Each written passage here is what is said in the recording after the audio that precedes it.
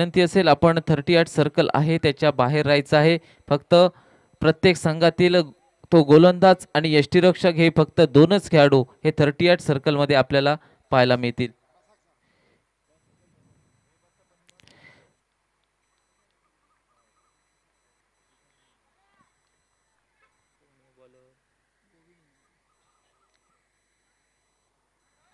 पहिली संधी मिळते या ठिकाणी असापूर संघाच्या गोलंदाजाला. गोविंद हा पहिला चेंडू टाकण्यासाठी सज्ज होतोय.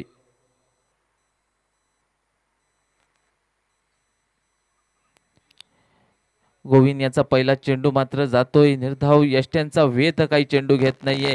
परिणामी पहिली संधी या ठिकाणी हुकली जाते असापूर वॉरियर्स संघाच्या असापूर वॉरियर्स संघाकडून पहिली संधी या ठिकाणी हुकली जाते. आता मात्र पहिली संधी मिळते ती ध्रुव पारसेम संघाला. संघाचा गोलंदाज असेल अमीर साळगावकर आणि यष्टिरक्षक कर्णधार असेल राम नागवेकर.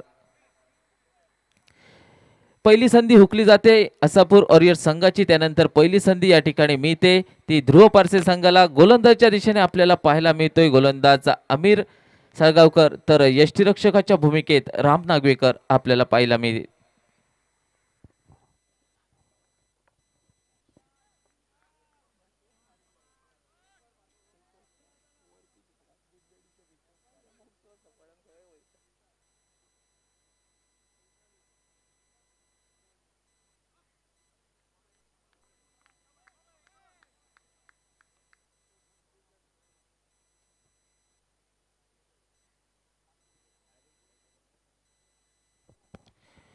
यावेळी मात्र पुन्हा एकदा तेच पाहायला मिळतंय जे असापूर वॉरियर्स संघाच्या पहिल्या गोलंदाजाचं झालंय. तशाच या ठिकाणी मात्र पहिल्या संधीमध्ये ध्रुव पारसे संघाची संधी हुकली जाते.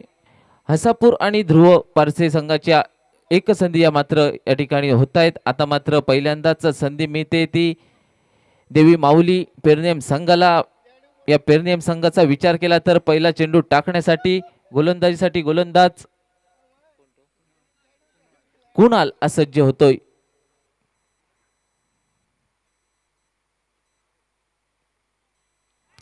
यावेळी मात्र कुणाल याचा अप्रतिम चेंडू पाहायला मिळतोय. चेंडू सरळ यष्ट्यांचा वेध घेतोय आणि या ठिकाणी मात्र पहिल्या फेरीत निश्चितपणे आघाडी मिळवतोय तो या ठिकाणी देवी माऊली पेरनेम क्रिकेट संघ.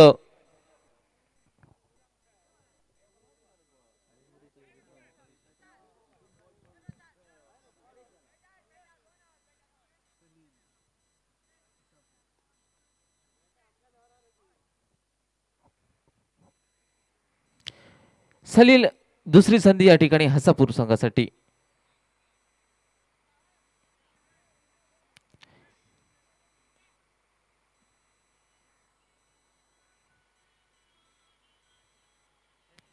यावेळी मात्र पुन्हा एकदा संधी हुकली जाते. सलील याची सलगच्या 2 संधी या हुकल्या गेल्या आहेत. असापूर वॉरियर्स संघाच्या बाजूने विचार केला गेला. त्यानंतर मात्र आता दुसरी संधी मिळते ती ध्रुव पारसे संघाला. गोलंदाजीच्या दिशेने पाहायला गेलं तर राम नागवेकर हा गोलंदाजीसाठी येतोय यष्टिरक्षकाच्या भूमिकेत. सागर असज्ज होतोय. दुसरी संधी असेल ध्रुव पारसे संघासाठी.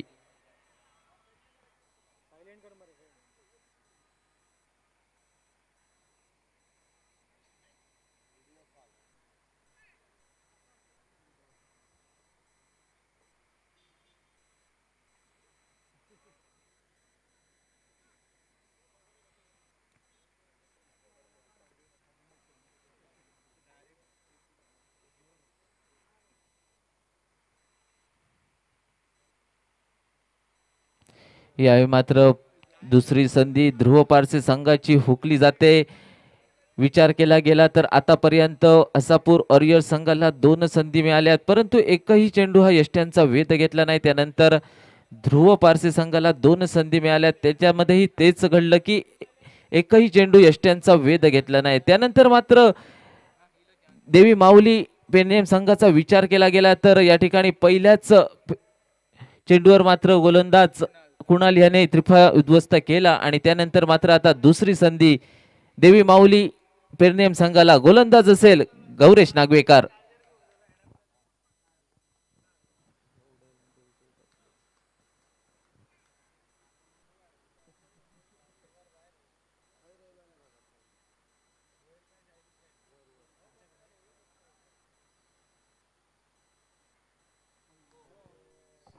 यावेळी मात्र पेरनेम संघाच्या गोलंदाजाची ही संधी हुकली जाते. विचार केला गेला तर दोन फेऱ्या या ठिकाणी पूर्ण होत आहेत. हसापूर संघ दोन चेंडूत एकही त्रिफा उद्ध्वस्त करत नाहीये. त्यानंतर दुसरा संघ ध्रुव पारसे दोन संधीत एकही चेंडू या ठिकाणी त्रिफाचित होत नाहीये. आणि त्यानंतर मात्र तिसऱ्या संघाचा विचार केला तर दोन संधीत एक संधी या ठिकाणी कुणाल याची सरळ चेंडू यष्ट्यांचा वेध घेतोय. म्हणजेच आता पुन्हा एकदा संधी असेल हसापूर संघाला.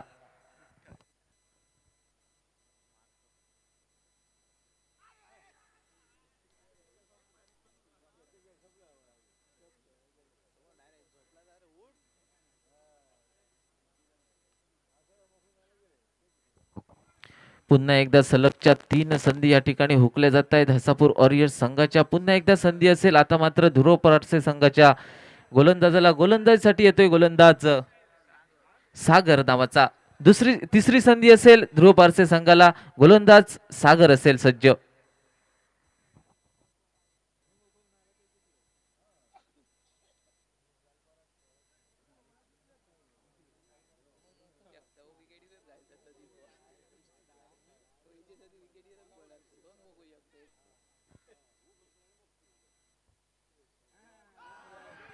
यावेळी मात्र संधी हुकली जाते आणि या ठिकाणी मात्र स्पर्धेतील चौथा सेमीफायनलिस्ट आपल्याला मिळतो. या संपूर्ण दाभोलकर ब्रदर चॅम्पियन ट्रॉफी 2024 या संपूर्ण स्पर्धेचा चौथा सेमीफायनल आपल्याला पोचणारा संघ मिळतोय तो देवी माहुली पेरनेम क्रिकेट संघ.